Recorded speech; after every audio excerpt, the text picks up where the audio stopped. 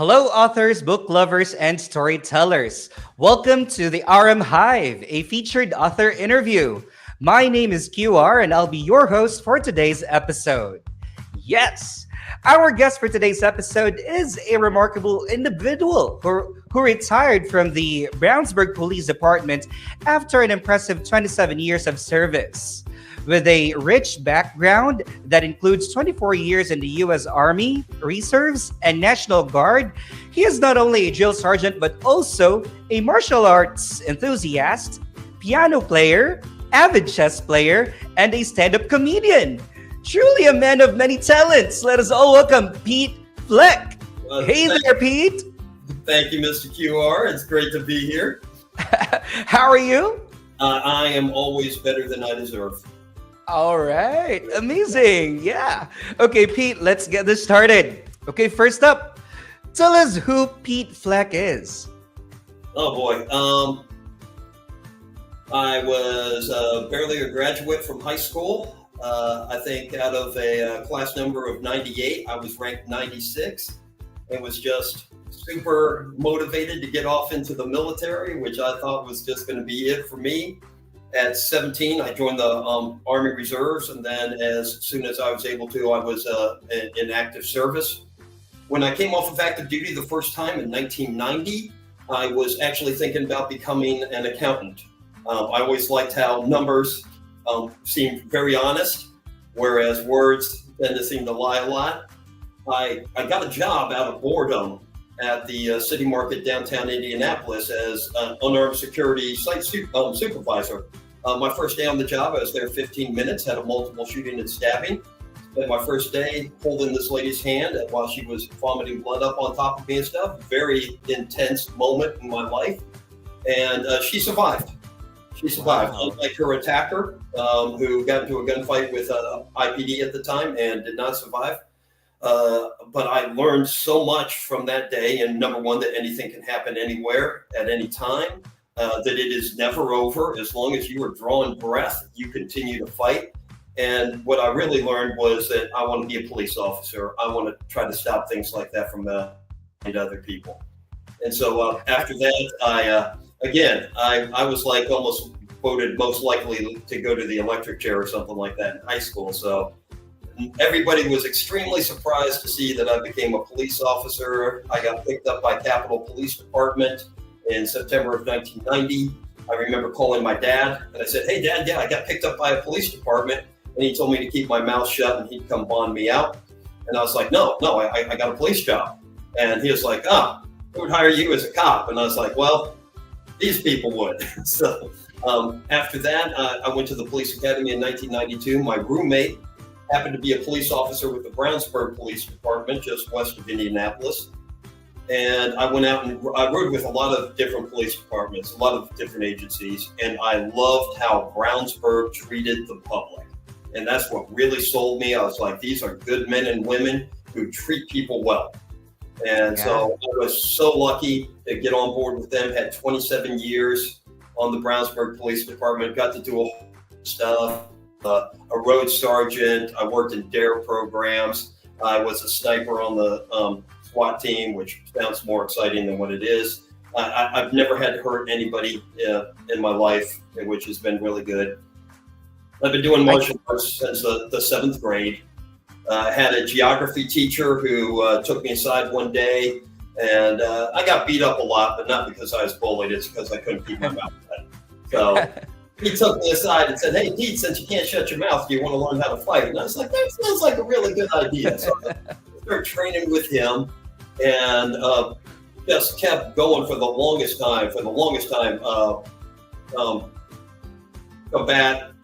Combat competition was that was my thing. Loved getting in the ring, loved mixing it up.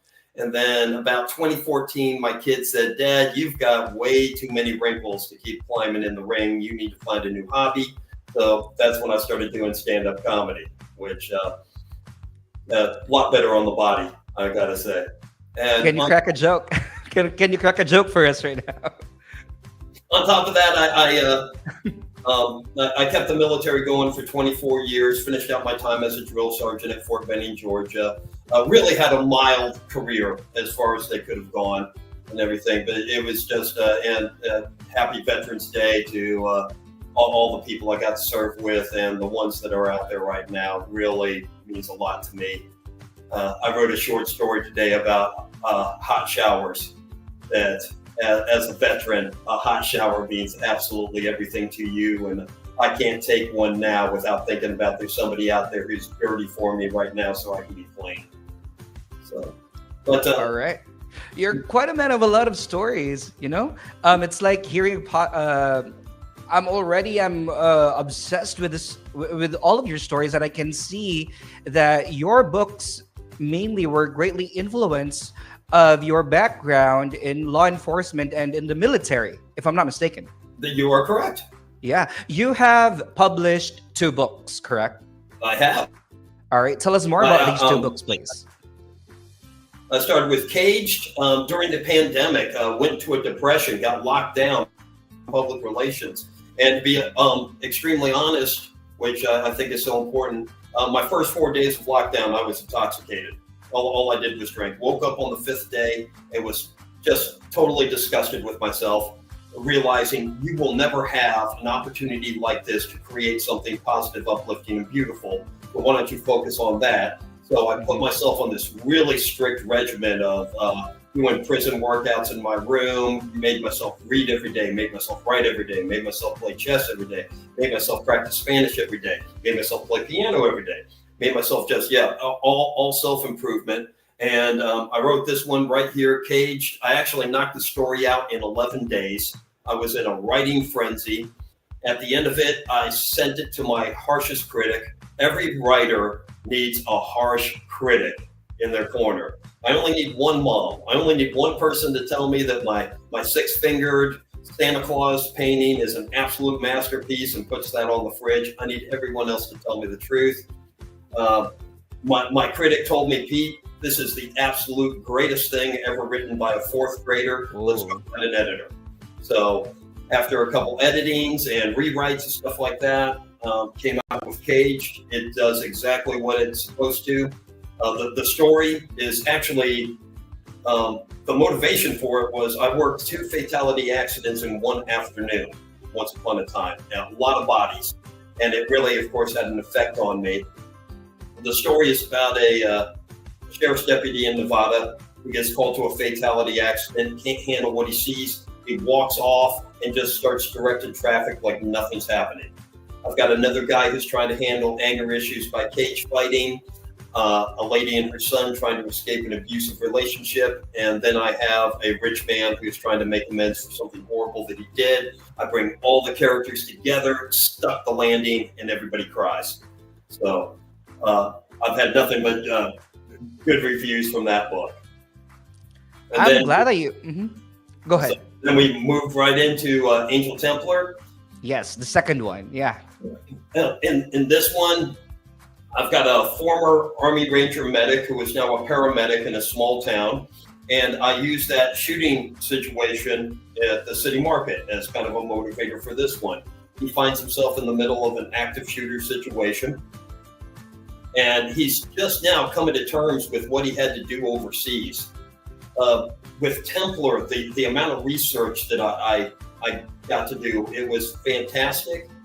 I watched so many interviews of Ranger medics, and one that really got me was where he says, being a medic for a Ranger unit is just like being a paramedic, except for all your calls are on family members.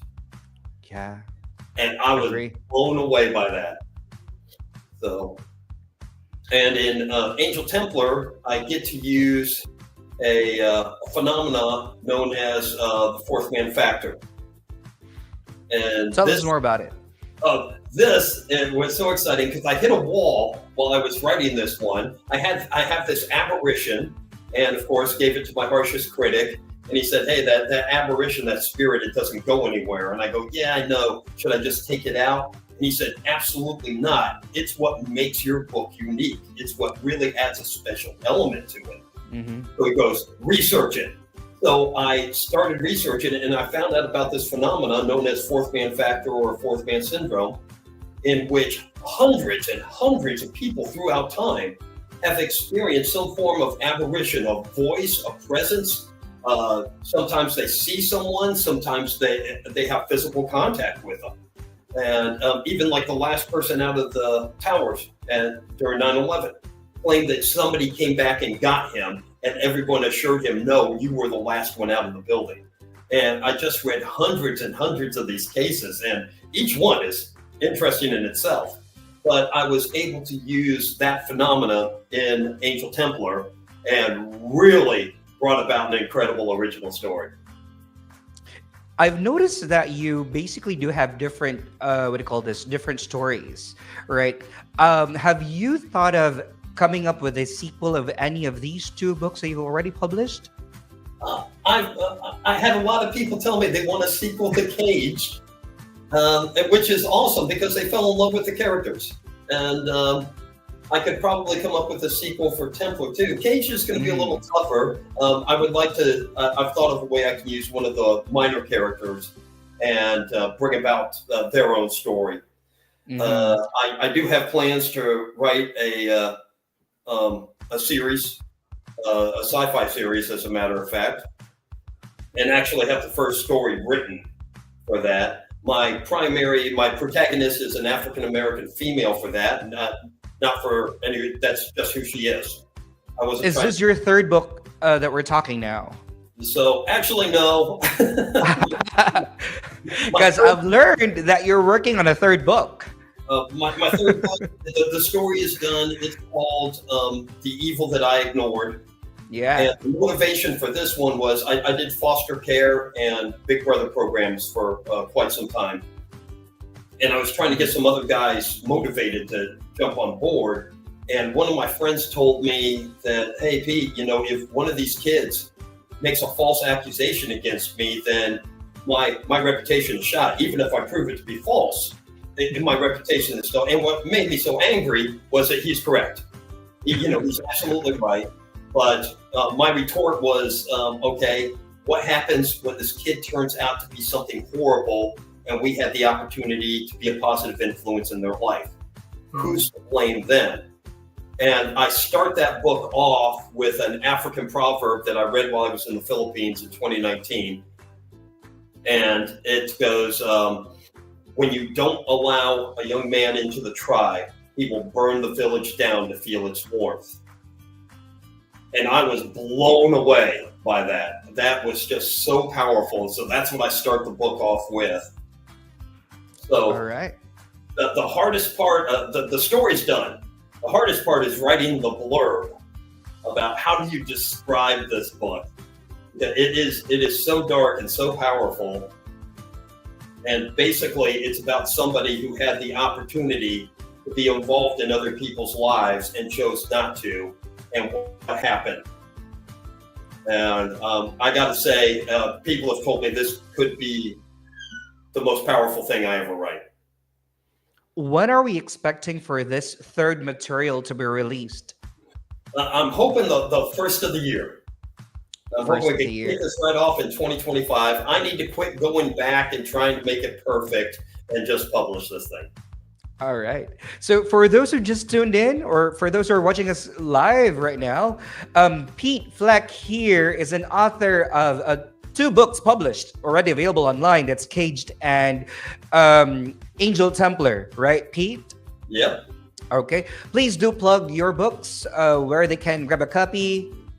Yeah, please just hop on Amazon.com and put in Pete Fleck, Fleck, and both of these will pop right up. Or please go to my website, PeteFleckBooks.com, and please. And I'll tell you what, if you send me your email, I'll send you the prologue of my next book, which really just draws everybody in right then and there. So, can they follow you on your socials as well, on Facebook, Instagram? Please do. Yeah, my Facebook following is increasing every day. I absolutely love it. I get so many tips on, and I love critiques, I love criticism. Don't get me wrong. My favorite thing in the world is when somebody says, I couldn't put it down. And I hear that all the time. But at the same time, I like to hear, hey, you know what? Have you thought about trying this? And then that's going to go into the next book, and that's going to make the next story even better.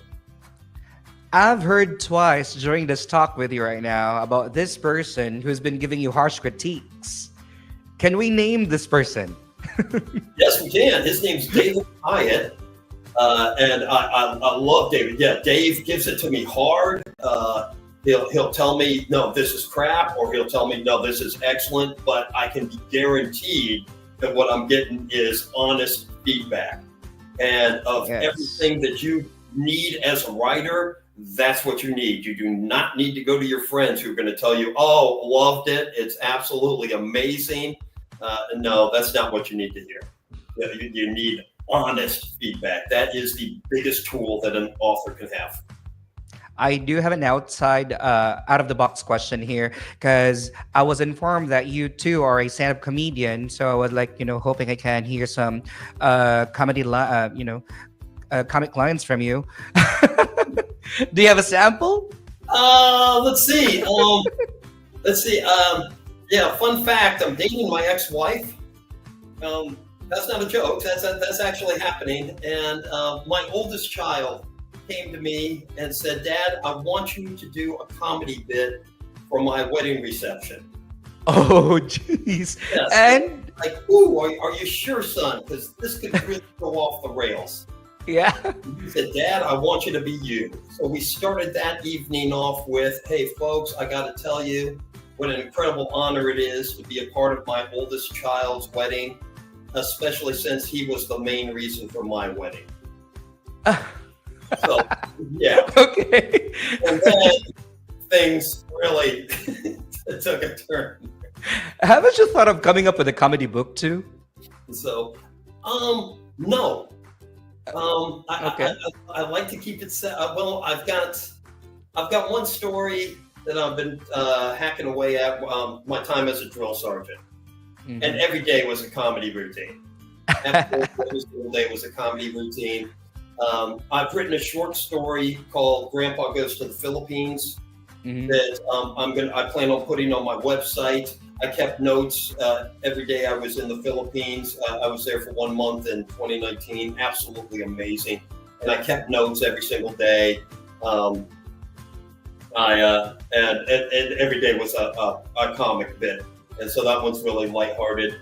I love that I was able to put comedy in Cage and Angel Templar. The books are incredibly serious, but they're able to add some lighthearted moments. In my third book, not so much. It is so dark that there is only like one or two even semi-comedic parts in that one. And I'm that one's going to blow people away. That's what they need to, check. All right, on your upcoming book. So please stay tuned for this third book coming from Pete Fleck. Pete, thank you so much for your time. Right, it has been a pleasure having you here in the RM Hive. And again, please promote your books to those who are currently watching us live. Thank you to everyone who took the time. And please, once again, Amazon.com, Pete Fleck, or come to my website, PeteFleckBooks.com. I look forward to hearing from as many people. I want to reach as many people as I can. All right. Pete Fleck here, author of these two books, Caged and Angel Templar, available on Amazon and Barnes & Noble. You can also check his website and follow him on his socials. All right. Thank you so much again, Pete Fleck. Okay, all right. Available at Barnes & Nobles yet? Oh, not yet. Just on Amazon. Yes. Thank you so much, QR. Have a great day. Thank you so much, Pete. As we say here in Reader's Magnet, we share your story with the world.